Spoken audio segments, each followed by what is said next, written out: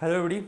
Once again we are here with the topic in English grammar, that is subject verb agreement. And इस topic को हम पिछले videos में मेरे 3-4 videos इस टॉपिक पे आ चुके हैं और हमने बारीकी से इस चीज़ को समझा है कि रूल्स क्या है इसके साथ, इस चीज़ को कैसे हम सॉल्व करेंगे, कौन से सब्जेक्ट के साथ कौन सी वर्ब आएगी, ये चीज़ें हमने बारीकी से समझी है। और आज के सेशन में कंपटीशन एग्ज़ाम में जैसे क्वेश्चन फ्रेम होते हैं, सेम वैसे ही क्वेश्चंस की आज हम प्रैक्टिस करेंगे और उस प्रैक्टिस के साथ भी हम दोबारा से सारे के सारे रूल्स रिवाइज कर लेंगे। ठीक है, जिसने कंपटीशन एग्ज़ाम दिए है उन्हें पता है क्वेश्चन कैसे फ्रेम होते हैं, जिन्होंने नहीं दिया उनको मैं थोड़ा सा दिखा दूँ कि क्वेश्चन को डिफरेंट पार्ट में डिवाइड किया जाता है। द नंबर पार्ट 1 हो गया, फिर सेकंड पार्ट जहाँ पे ये स्लैश लगी है ये पार्ट है। तो अब आपको एग्जाम में ये पूछेंगे कि किस पार्ट में गलती है, किस पार्ट में गलती है। ठीक है, अब वो गलती नाउन की हो सकती है, वर्ब की हो सकती है, सब्जेक्ट वर्ब एग्रीमेंट की हो सकती है, एडजेक्टिव ग्रामर की किसी भी टॉपिक से निकल के आ सकता है। बट हम कौन सी टॉपिक की प्रैक्टिस कर रहे हैं? हम कर रहे हैं सब्जेक्ट वर्ब एग्रीमेंट। क्लियर? तो हमें गलती सब्जेक्ट वर्ब एग्रीमेंट में ही मिलनी है। यहाँ पे हम इस टॉपिक का रिवाइज करें, इसलिए इसी की मिस्टेक्स मैंने डाली है, या हो सकता है उस सेंटेंस में मिस्टेक ना हो। ठीक है, अब एक चीज़, दूसरी चीज़ ये रहेगी आज सेशन में कि अगर हमें गलती मिली है तो उसके पीछे कॉन्क्रीट रीजन चाहिए हमें।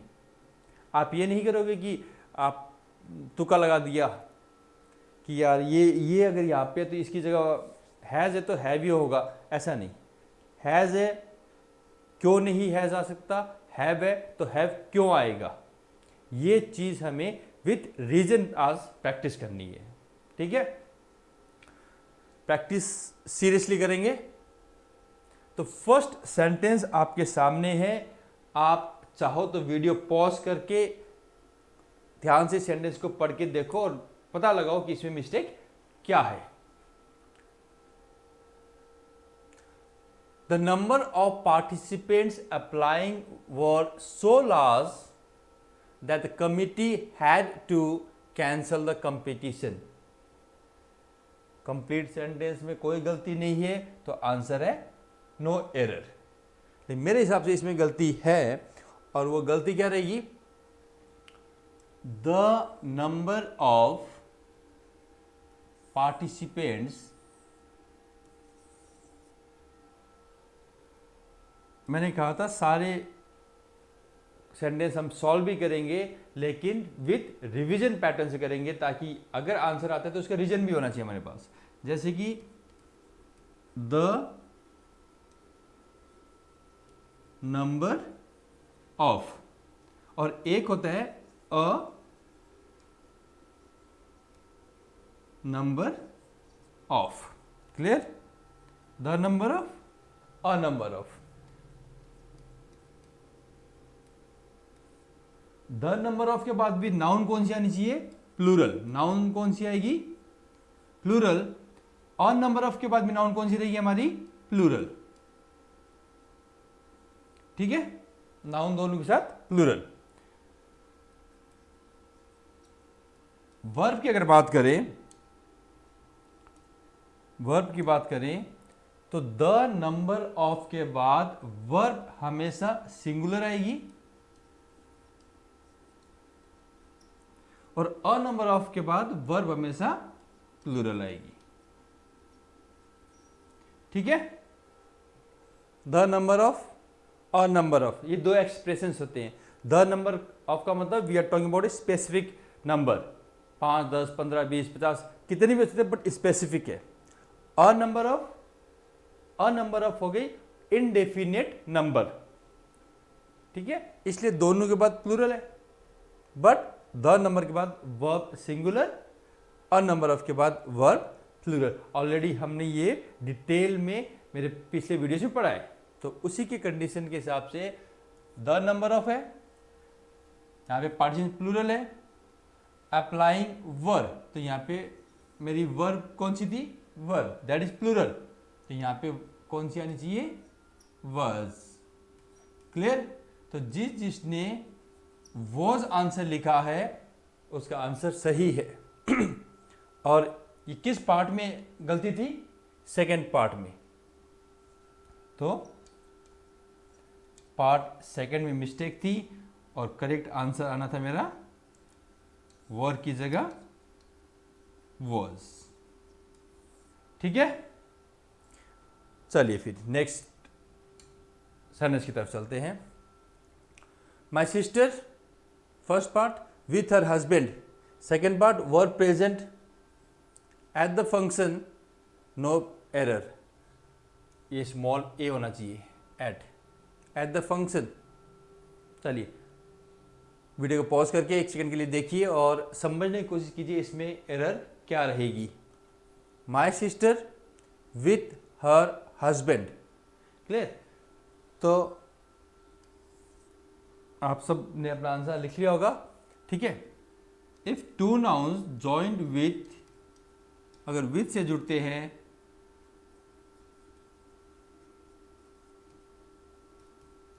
अलॉन्ग विथ से जुड़ते हैं या इंक्लूडिंग से जुड़ते हैं या फिर लाइक से जुड़ते हैं, अनलाइक से जुड़ते हैं, लीड बाय से जुड़ते हैं, हेडेड बाय से जुड़ते हैं, ऐसे वर्ड से अगर जुड़ते हैं दो noun,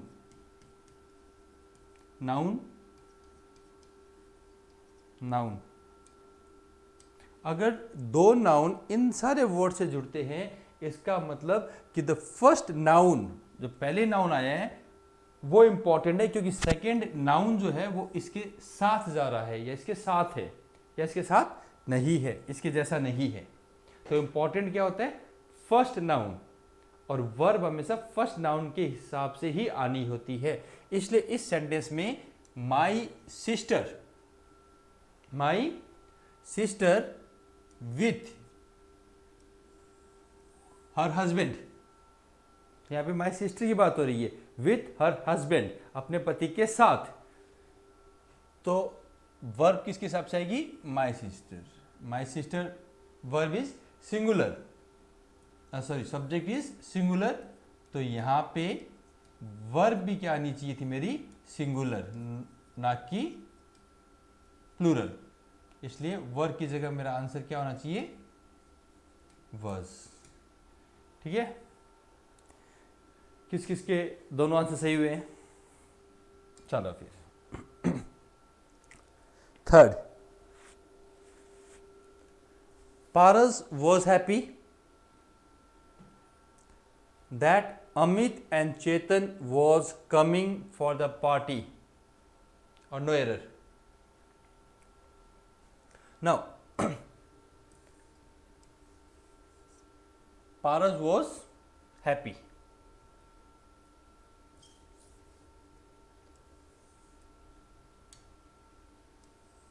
Paras was happy, Paras is singular, इसके साथ वॉज आ गया तो दिस इज करेक्ट, पारस खुश था। ठीक है, that Amit and Chetan.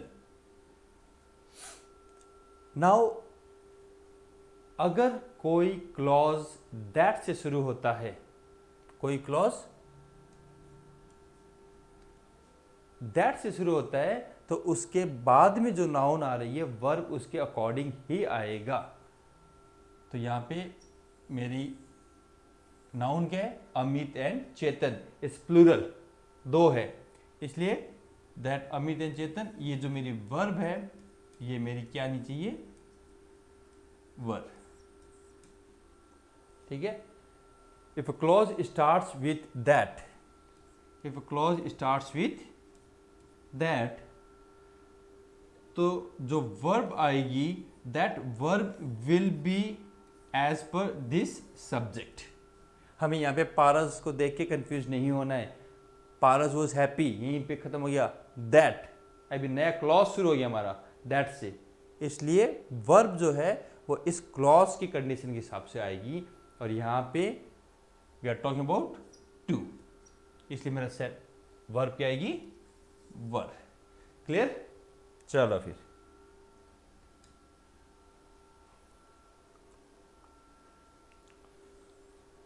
each student was given a gift which pleased them very much, no error।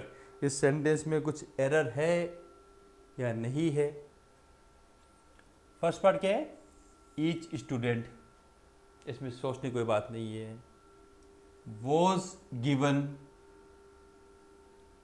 A gift, इसमें क्या मिस्टेक होने वाली ये थी, विच प्लीज्ड देम वेरी मच, विच प्लीज्ड देम वेरी मच, ठीक है। नाउ वर, हमें ये देखना है यहाँ पे गलती है या नहीं। अगर आपको याद हो, याद का मतलब जिसने मेरे वीडियोस देखे थे पास्ट, उनको तो डेफिनेटली याद होगा कि मैंने एक रूल बताया था कि ईच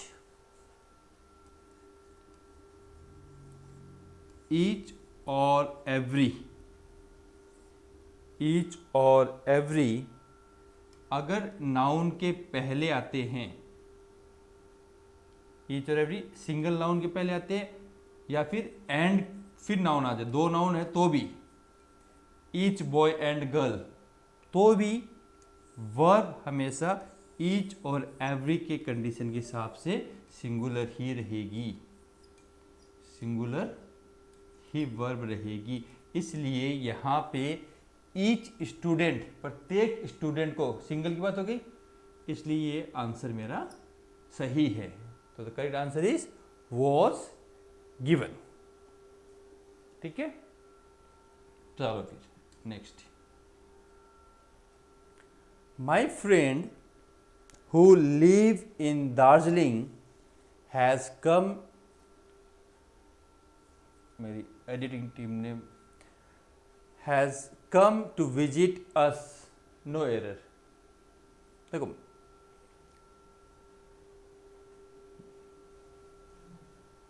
लिख लिया आंसर।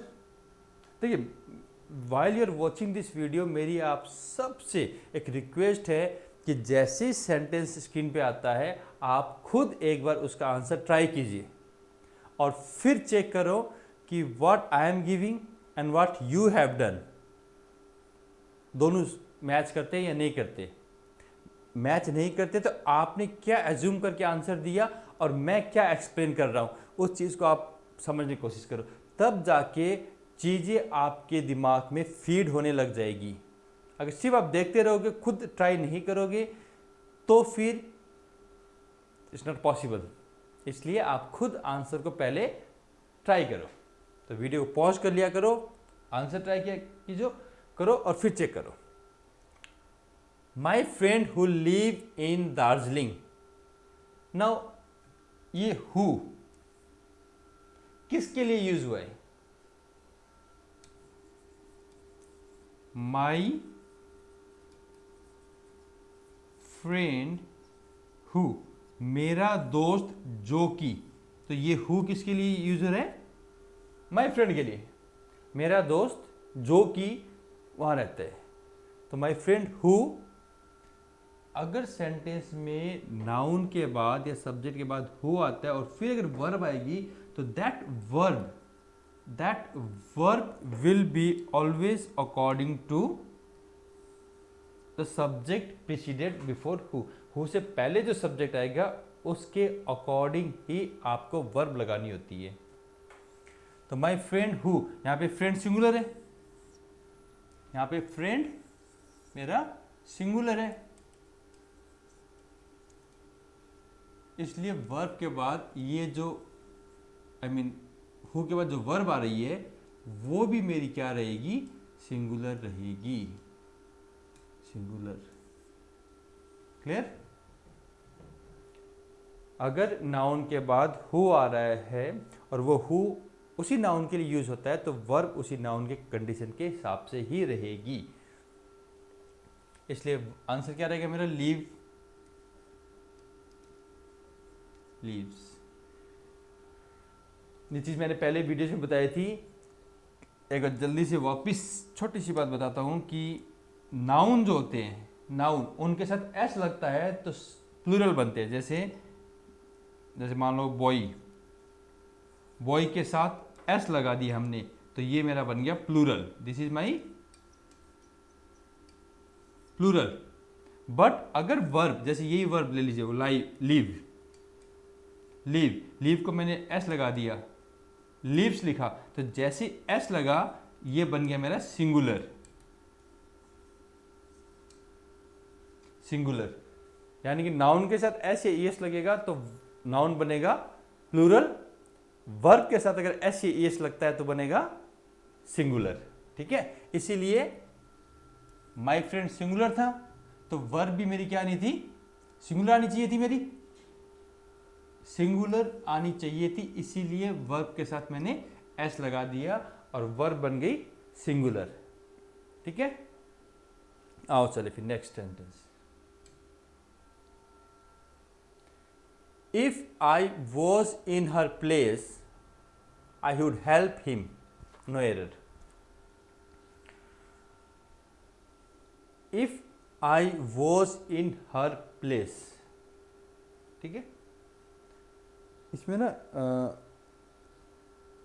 कंडीशन क्या आती है कि अगर हम किसी कंडीशन की बात कर रहे हैं इफ के साथ, इफ के साथ अगर हम कंडीशन की बात कर रहे हैं तो इफ के बाद नाउन कुछ भी आ सकता है, इट कैन बी नाउन या प्रोनाउन।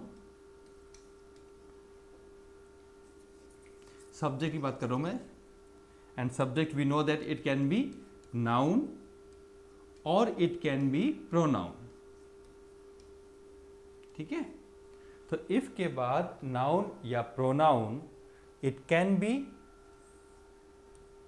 प्लूरल और इट कैन बी सिंगुलर, लेकिन जो वर्ब आएगी वो हमेशा हमारी प्लूरल आएगी। ठीक है, कंडीशनल सेंटेंस की बात कर रहा हूं मैं, ऐसी कंडीशन जो फुलफिल होना ऑलमोस्ट इम्पॉसिबल है।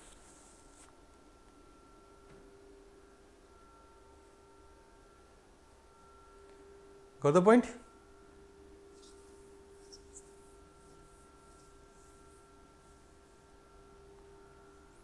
तो प्लूरल के साथ if I was in her place, एक ऐसी कंडीशन आप बात कर रहे हैं जो कि ऑलमोस्ट इम्पॉसिबल है, हो नहीं सकती, इसलिए इफ आई वर की जगह, आई वॉज की जगह क्या रहेगा मेरा, आई वर।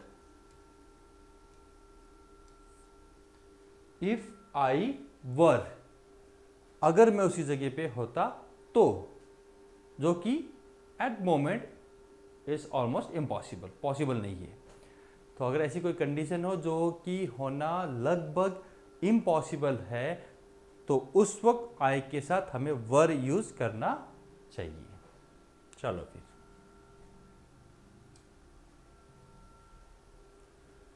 If you follows my tips you will get good marks, no error. Last example से मिलता जुलता ये आ गया, इसलिए आई एक्सपेक्ट कि आप सब इसका आंसर दे सकते हो। ठीक है, पॉज करो, आंसर दो and then let us check. If you, यहां पे मैं एक कंडीशनल रख रहा हूं, कंडीशन रख रहा हूं, इफ यू, अगर। ठीक है, इसलिए मैंने कहा था कि इफ के बाद सब्जेक्ट मेरा नाउन प्रोनाउन में से कुछ भी आएगा, वो प्लूरल भी हो सकता है, सिंगुलर भी हो सकता है, लेकिन वर्ब जो होती है वो हमेशा प्लूरल रहेगी। इफ यू फॉलो, तो ये फॉलोज नहीं होके यहां पे क्या रहेगा मेरा, फॉलो। ठीक है, अदर माई टिप्स में मिस्टेक नहीं उसकी, यू विल, फ्यूचर टेंस में कोई दिक्कत नहीं है, गुड मार्क्स, नो एरर। ठीक है, आज जो हम ये सेंटेंसेस कर रहे हैं इसमें आपको काफ़ी इजी लग रहा होगा। कारण क्या है कि हमें सिर्फ और सिर्फ एक सिंगल टॉपिक पे कंसंट्रेशन करना है, and that is subject verb agreement में। इसलिए हमें एक तो पता है कि हमें सिर्फ वर्ब और सब्जेक्ट में एग्रीमेंट चेक करना है, वर्ब कौन सी आई और इसका सब्जेक्ट कौन सा बनता है, ठीक है। बट एग्ज़ाम में चीज़ें इतनी आसान नहीं रहती। एग्ज़ाम में नाउन की जेंडर में मिस्टेक आ सकती है, नंबर ऑफ नाउन में प्लूरल सिंगुलर में मिस्टेक्स आ सकती है, आर्टिकल में मिस्टेक आ सकती है, एडजेक्टिव, टेंस, वर्ब, कुछ भी एडवर्ब, कुछ भी प्रीपोजिशन, ग्रामर की किसी भी टॉपिक से कुछ भी मिस्टेक इन सेंटेंस में आ सकती है। इसलिए आप गुरुकुल धाम ऐप पे जाके हमारा पेड कोर्स खरीद सकते हो, जहाँ पे कंप्लीट ग्रामर कराई जा रही है and A to Z, and from zero level to the level of the competition सारा कुछ वहाँ पे कवर किया जा रहा है। तो आप वहाँ पे जाके पेड कोर्स ले सकते हो, अदरवाइज ये मेरे चैनल पे तो अवेलेबल है ही। चलो फिर next sentence. The principal along with the staff members, this T should be small, ठीक है। The principal along with the staff members were present for function no error. तो as already we have discuss कि अगर दो noun along with, together with, in addition to, including, excluding, like, unlike, led by, headed by, इन सब word से जुड़ते हैं, तो इसका मतलब कि जो फर्स्ट नाउन है उसके साथ बाकी के जा रहे हैं या फिर बाकी उसके साथ है, इसलिए फर्स्ट नाउन को ही इंपॉर्टेंस देते हुए हमें वर्ब यूज करनी होती है। सो यहाँ पे मेरा फर्स्ट नाउन है principal and that is a singular, that is a singular noun और we can say singular subject, ठीक है। तो वर्ब इसी के हिसाब से आनी है। Principal along with the staff members, हमें इस प्लूरल वर्ड से कोई भी प्रॉब्लम नहीं है, वो प्लूरल हो या सिंगुलर हो, it doesn't matter. The thing which matter is the noun coming before the word like, along with, addition to, excluding, इन वर्ड के पहले जो नाउन आता है उसे हमें सब्जेक्ट मान के चलना होता है। तो the principal along with staff members plural है, बट यहाँ पे ये जो वर्ब है ये प्लूरल है, बट हमारा सब्जेक्ट यहाँ पे क्या है, सिंगुलर, इसलिए वर्ब भी हमारी क्या रहेगी, सिंगुलर वर्ब रहेगी। वर्ब रहेगी मेरी सिंगुलर, और वर्ब का सिंगुलर फॉर्म क्या होता है, was. This is my singular verb. So the answer is was.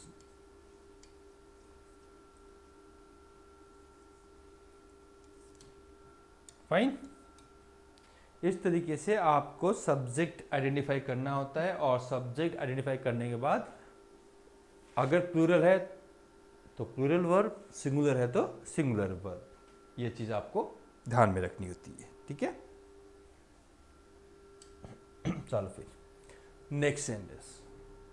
चलो आप ये नेक्स्ट सेंटेंस देखो, neither my brother nor my friend were able to help me, no error.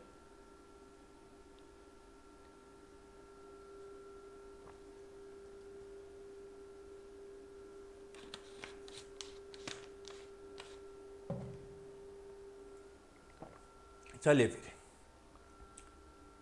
Neither nor, इसका simple सा rule मैंने आपको बताया हुआ है कि if two nouns are joined by neither nor या फिर आइदर और, अगर दो नाउन नाइदर नॉर आइदर और से जुड़ते हैं, ठीक है, तो वर्ब हमेशा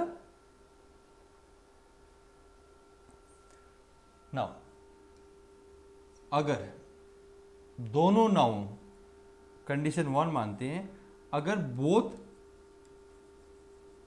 both the noun is singular, both the noun is singular, तो मेरी वर्ब भी क्या रहेगी, सिंगुलर। ठीक है, दो नाउन है, इनसे अगर जुड़ते हैं तो वर्ब सिंगुलर। ठीक है, फिर कंडीशन क्या आ सकती है, बोथ द नाउन्स, अगर प्लूरल है, both the noun is plural, तो वर्ब मेरी क्या रहेगी, प्लूरल। ठीक है, दोनों सिंगुलर है तो क्या हुआ, दोनों प्लूरल है तो क्या हुआ। ठीक है, अब कंडीशन नंबर थर्ड क्या आ सकती है कि एक मेरा प्लूरल है और एक मेरा सिंगुलर है। ठीक है, एक नाउन मेरा सिंगुलर है and another noun, one noun is singular and one is plural. अगर एक नाउन सिंगुलर है और एक नाउन प्लूरल है तो क्या करोगे आप, छोटी सी इस चीज को याद रखना है कि ये जो प्लूरल नाउन है ये कहां पे आती है, ये आती है वर्ब के पास में, वर्ब के नियर आएगी। जस्ट वर्ब के पास लिखोगे और उसी के हिसाब से वर्ब भी मेरी क्या बन जाएगी, फिर प्लूरल।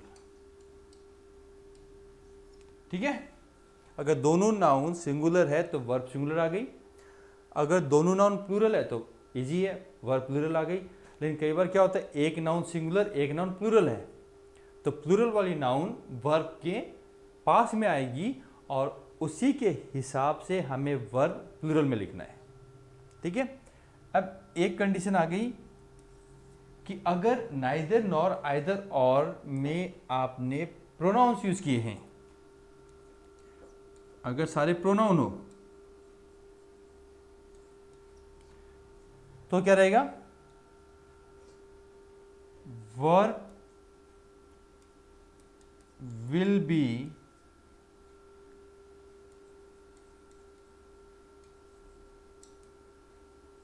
अकॉर्डिंग टू द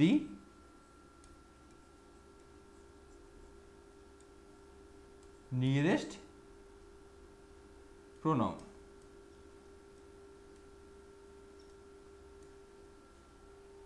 ठीक है, तो दो नाउन आइदर और नाइदर नॉर से जुड़ते हैं और दोनों सिंगुलर है तो वर्ब मेरी सिंगुलर आ गई।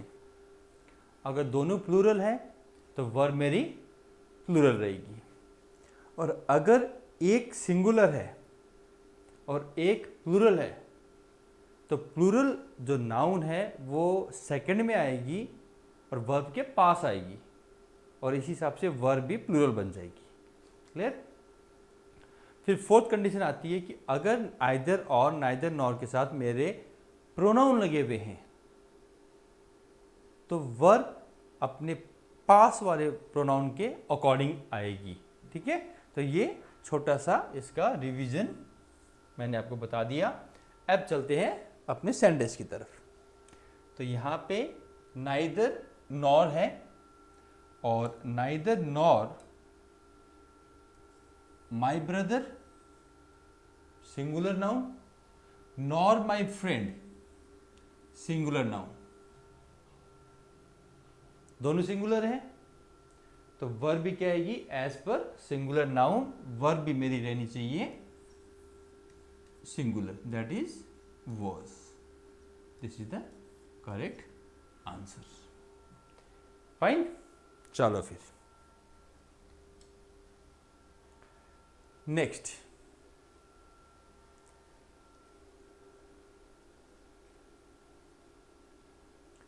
if my mother approve, I'll give you the book, no error. If my mother approve.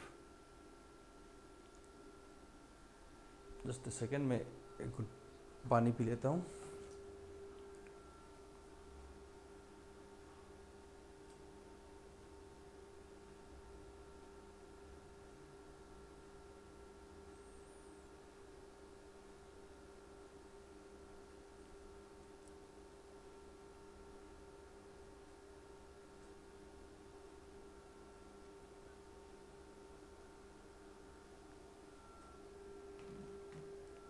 चलो, क्या आंसर इसका? If my mother approve.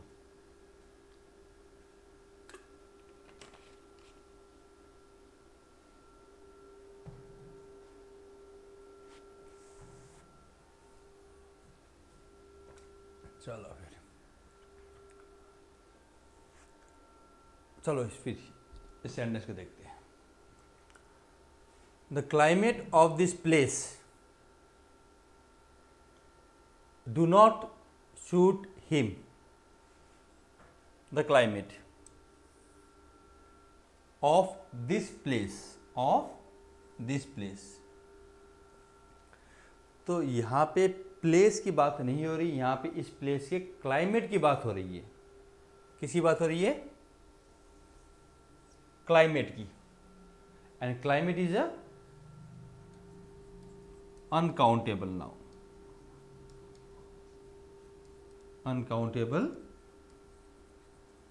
Noun, और अनकाउंटेबल नाउन के साथ हम यूज करते हैं सिंगुलर प्लूरल, सिंगुलर वर्ब। सो ये डू का क्या रहेगा? डज। डज रहेगा, ठीक है। The climate of this place does not suit me, कारण हम इस प्लेस की बात नहीं कर रहे, हम बात कर रहे हैं इस क्लाइमेट की। तो क्लाइमेट का अकॉर्डिंग वर्ब हो गई मेरी singular. Now Chetan Bhagat, if you don't know, Chetan Bhagat is one of the most renowned writers. 3 Mistakes of My Life, ये उनकी एक बुक का नाम है, The 3 Mistakes of My Life, have been read by me several times. तो यहाँ पे 3 Mistakes of My Life, अब सोचो कि 3 मिस्टेक्स की बात हो रही है, but is the name of a book. तो आपको एग्जाम में इतना पता होना चाहिए कि बुक की बात हो रही है, किस चीज़ की बात हो रही है। तो we are talking about a book, and whenever we talk about a book, if the verb should always be singular. तो उसी के हिसाब से वर्ब मेरी क्या आएगी? सिंगुलर। इसलिए ये हैव की जगह आंसर होगा मेरा हैज, ठीक है। Chetan Bhagat 3 mistake of my life, book का नाम है, बुक का नाम है, इसलिए हम वर्ब भी सिंगुलर यूज करते हैं। तो ये हो गया मेरा has.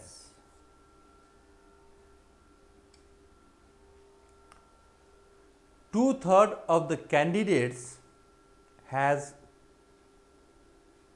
come to fill the form.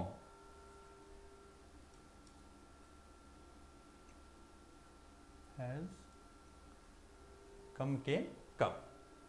2/3 of the candidates has come to fill the form for the competition. No error. चलिए देखिए इसमें कहाँ पे आपको एरर नजर आ रही है। चलो फिर मैं इस चीज को समझाता हूँ एक बार।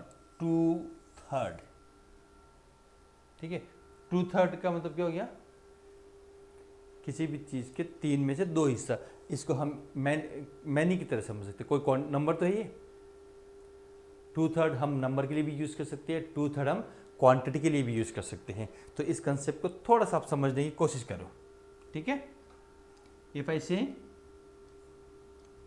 2/3 of, if I talk about percentage, 20%, 30%, 40%, ठीक है।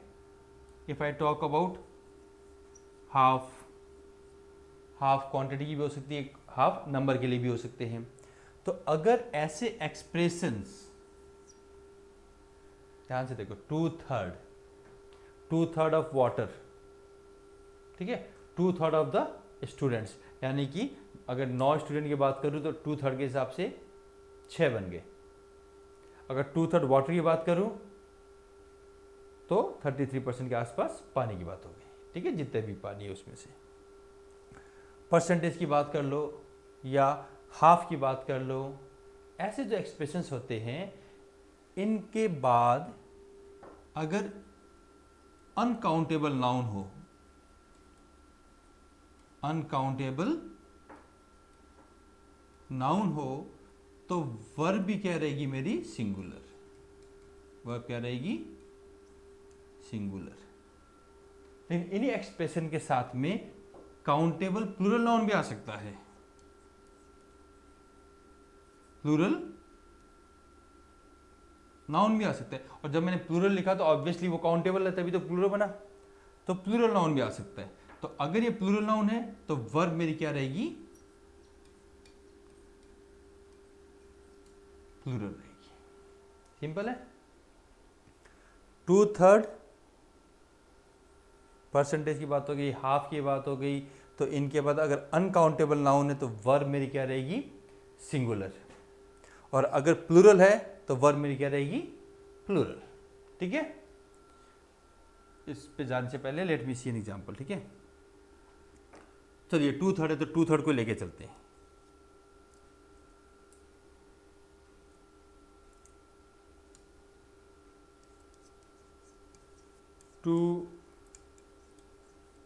two-third of the water was wasted। ठीक है। and the next sentence can be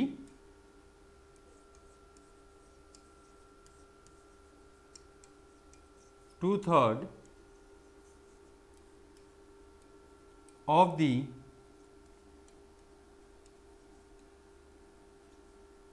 students were present।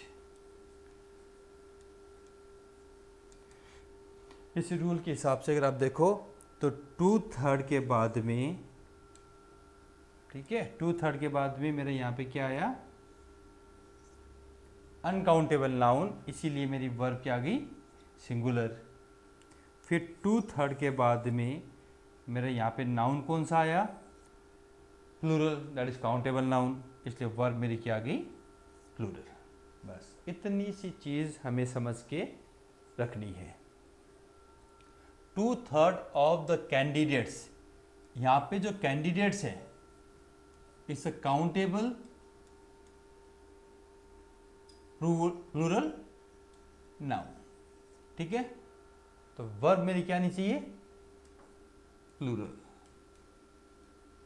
Plural verb. और आप सबको पता है कि हैज का प्लूरल फॉर्म क्या होता है, हैव। ठीक है, तो 2/3 हो गया, परसेंटेज हो गया, हाफ हो गया। इन एक्सप्रेशन के बाद में अनकाउंटेबल नाउन भी आ सकती है और काउंटेबल नाउन भी आ सकती है। अगर अनकाउंटेबल नाउन है तो वर्ब सिंगुलर हो गया, अगर नाउन प्लूरल है तो वर्ब भी हमारी प्लूरल रहेगी। चलो फिर next one. I unlike my brother is serious about my studies, no error. जो वर्ड है ना अनलाइक, अनलाइक दर्शाता है डिफरेंस। जैसे कि मैं मेरे भाई की तरह नहीं, नहीं की दृष्टि में होता है, मेरा भाई पढ़ाई के लिए सीरियस होगा, मैं नहीं हूँ। तो यहाँ पे डिफरेंस दर्शाता है, और यहाँ पे अलग अलग चीज़ों की बात होती है। तो आई अनलाइक माई ब्रदर, तो यहाँ पे ब्रदर की इंपॉर्टेंट अपनी बात कर रहे हैं, मैं मेरे भाई की तरह नहीं। ठीक है, तो ये जो वर्ब आई, ये जो वर्ब आई है ये अकॉर्डिंग किसकी आएगी, ये आएगी according to the like, unlike. इनके पहले जो वर्ब नाउन आता है वर्ब उन्हीं के अकॉर्डिंग आती है। तो यहाँ पे मेरा आंसर रहेगा I am. Clear, I unlike my brother am serious about my studies.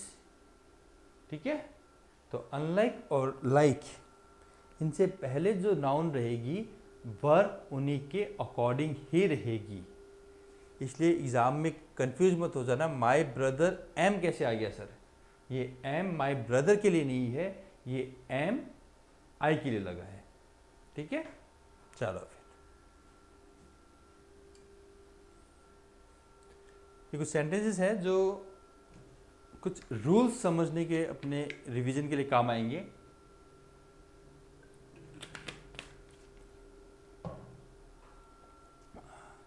C and I were doing the project. तो यहां पे one pronoun joint by another pronoun. तो जब दो प्रोनाउन एंड से जुड़ते हैं तो प्लूरल हो गई, इसलिए वर भी हमारी क्या आनी चाहिए, प्लूरल। इसलिए यहां पे आंसर होगा were. She and I were doing the project, क्योंकि यहां पे दो प्रोनाउन एंड से जुड़े हैं। फाइन।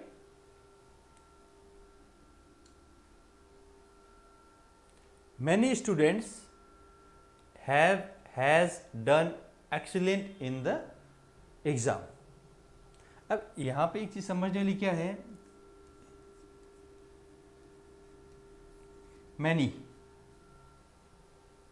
बहुत सारा,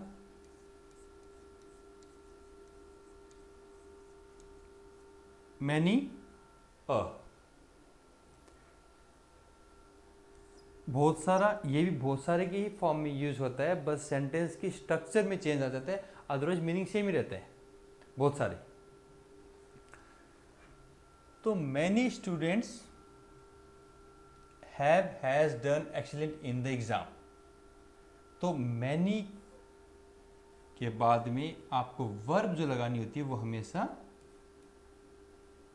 प्लूरल वर्ब आएगी, और मैनी ए के बाद में वर्ब हमेशा क्या आएगी, सिंगुलर। ये स्ट्रक्चरली डिफरेंट बन जाते हैं बट मीनिंग दोनों का सेम रहता है। मैनी स्टूडेंट्स, मैनी बहुत सारे स्टूडेंट्स की बात हो रही है, तो वर्ब भी मेरी क्या रहेगी, प्लूरल रहेगी।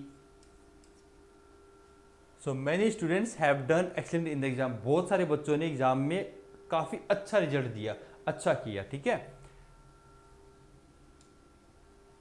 अब उसी चीज को सिर्फ यहां पे हमने मैनी ए से रिप्लेस कर दिया, ठीक है। तो मैनी ए के बाद नाउन भी सिंगुलर आती है, वर्ब भी सिंगुलर आता है, लेकिन उसका मीनिंग सेम ही रहता है बहुत सारे बच्चों ने, ठीक है। तो मैनी ए है, इसलिए मेरा नाउन भी सिंगुलर है एंड अकॉर्डिंगली वर्ब भी मेरी क्या रहेगी, सिंगुलर रहेगी, ठीक है। ये बात थोड़ी सी आप याद रखिएगा कि मैनी के बाद noun plural and verb is plural, whereas many a के बाद noun is singular and verb is singular, ठीक है। इस चीज को थोड़ा सा एग्जाम में आप याद रखना।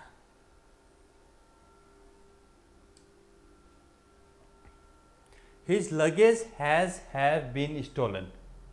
अब लगेज के साथ हैज आएगा या हैव आएगा।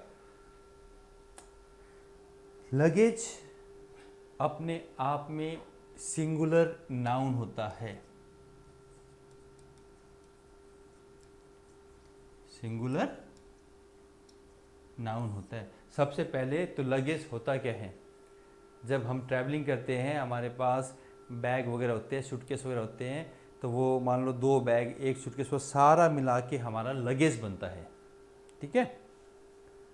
2 बैग्स 2 सूटकेस 4 है, बट एक साथ जब उसको हम कहते हैं तो उसको हम कहते हैं लगेज। इसलिए लगेज एक नाउन है जो सिंगुलर कंसीडर किया जाता है, जिसको हम प्लूरल भी नहीं लिख सकते, ऐसे नहीं लिखते हम उसको, सिंगुलर होता है और सिंगुलर नाउन है। हालांकि डोंट गेट कंफ्यूज, आपको लगे सर बहुत सारी बैग्स है, लेकिन उन सब के लिए कॉमन नाम होता है लगेज। इसलिए luggage is always a singular noun, therefore it takes a singular verb. His luggage has been stolen. Have मत कर देना, बहुत सारे बच्चे इन चीजों में हैव कर देते हैं, ठीक है। The number of student is are increasing. ये आज भी हमने डिस्कस किया था। द नंबर के बाद वर्ब क्या रहती है? सिंगुलर रहती है। द नंबर के बाद वर्ब हमेशा सिंगुलर रहती है। My physics are good. Physics is the name of a subject, और सब्जेक्ट जैसे फिजिक्स हो गया, मैथमेटिक्स हो गया, सिविक्स, इनके साथ एस लगा हुआ रहता है, बट हम इन्हें हमेशा क्या कंसीडर करेंगे? सिंगुलर कंसीडर करते हैं। लेकिन इन्हीं सब्जेक्ट के आगे अगर पॉजिटिव एडजेक्टिव लग जाए या फिर आर्टिकल लग जाए द, तो हम इसे प्लूरल कंसीडर कर लेते हैं कि यहाँ पे सब्जेक्ट की बात नहीं हो रही, यहाँ पे माई फिजिक्स, मेरी फिजिक्स की बात हो रही है, एज ए जनरल सब्जेक्ट बात नहीं हो रही, इसलिए हम इसे क्या मान लेंगे? प्लूरल। ठीक है। I hope you have enjoyed the class and sentence solve किया हमने, at the same time sentence के साथ हमने सॉल्व किया रूल समझ के। तो आप मेरी पिछली वीडियोस को प्रॉपर्ली ऑब्जर्व करो, प्रॉपर्ली देखो, सारे के सारे सब्जेक्ट वर्ब एग्रीमेंट के रूल्स कंप्लीट है। रूल्स को हमने डिटेल में डिस्कस किया है। मेरे 2 वीडियो सिर्फ प्रैक्टिस सेशन के लिए भी दिए हुए हैं, तो आप कंप्लीट सब्जेक्ट वर्ब एग्रीमेंट में फुल मार्क्स सिक्योर कर सकते हैं। But one condition is there कि मेहनत आपको करनी पड़ेगी, and that also very very sincerely. अगर आप सिंसियरली मेहनत करते हो तो डेफिनेटली आपकी इस टॉपिक में नंबर नहीं कटने वाले। Anyways, thank you, have a nice day, it was a great being with you all, thank you very much.